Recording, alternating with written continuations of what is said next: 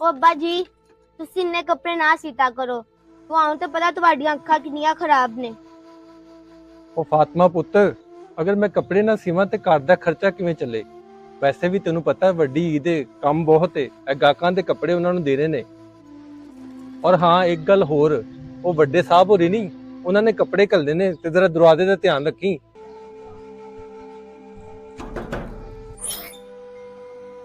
अरे बेटा ये बेगम साहब के कपड़े हैं, अपने बाबा को कहना 1-2 दिन में ही सी दे, ठीक है। जी हाँ भाई, कपड़े सिल गए बेगम साहब के? जी साहब सिल गए, पर एक सूट थोड़ा सा खराब हो गया। हैं क्या? तो तुझे पता है 50-50 हजार के सूट है और आपने एक सूट खराब कर दिया। अरे साहब मैंने जान के नहीं किया, गलती से हो गया। गलती से हो गया, अब आपको पता चलेगा गलती से हो गया है, एक भी पैसा आपको नहीं मिलेगा। अरे साहब ऐसा ना करो, इसी से तो मेरे घर का खर्च चलता है।